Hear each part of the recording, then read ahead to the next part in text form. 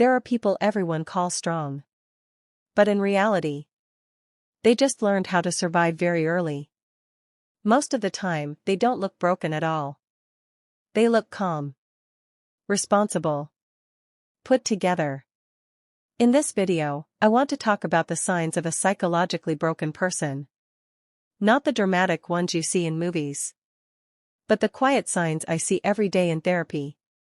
In successful, capable, normal people. And if you recognize yourself in this is not a diagnosis. This is an explanation. Maybe you're used to being strong, collected, self-controlled, the one others rely on.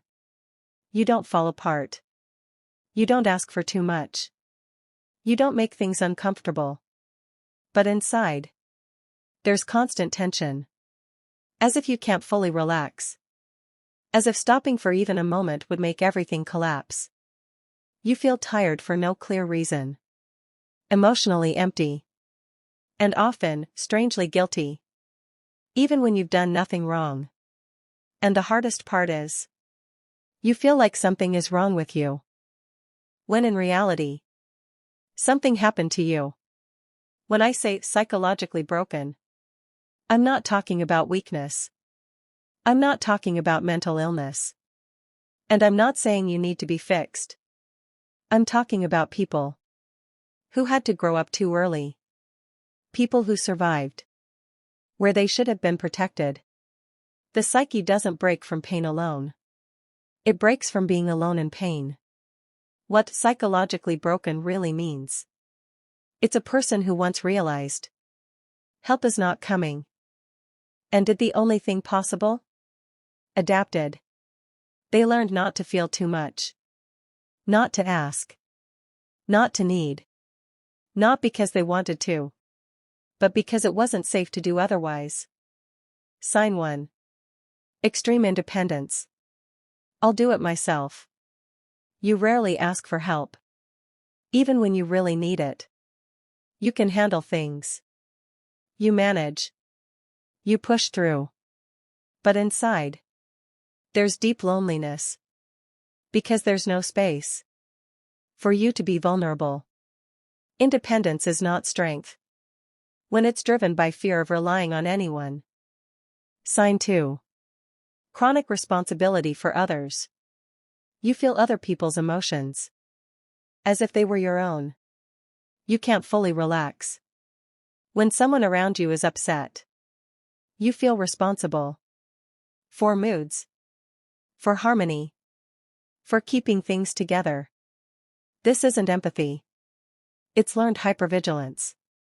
At some point you learned. If I stay alert, it's safer. Sign 3. Fear of being a burden. It's hard for you to express your needs. You minimize yourself in advance.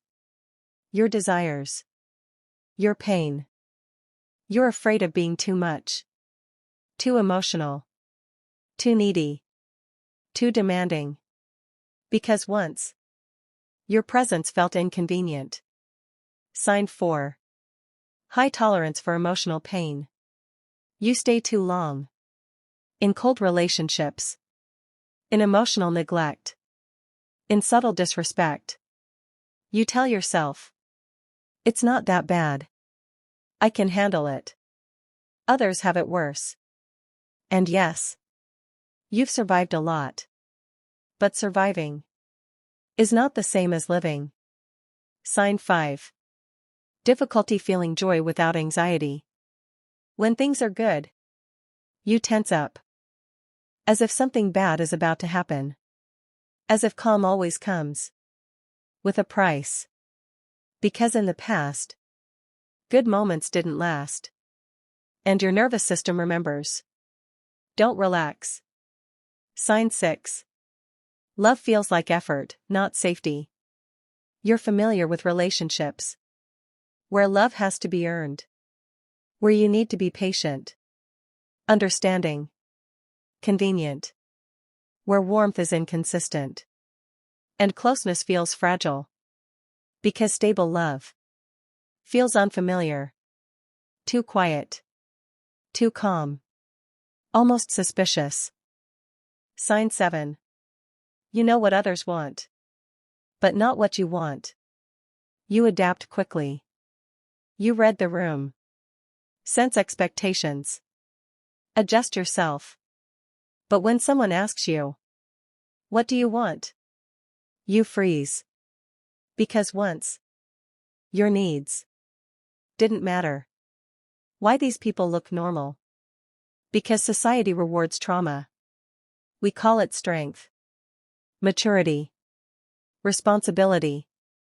But often behind it is a child who learned very early that no one would carry them. They had to carry everything. The most important thing I want you to hear. There is nothing wrong with you. You are not broken. You don't need to become someone else. What you need, maybe for the first time, is safety. A place where you don't have to be strong. Don't have to endure. Don't have to earn love. Therapy is not about fixing you. It's about no longer living in survival mode. You are not broken. You were just strong. For too long. And if this video resonated with you, it means you're finally starting to listen to yourself. And that is where healing begins.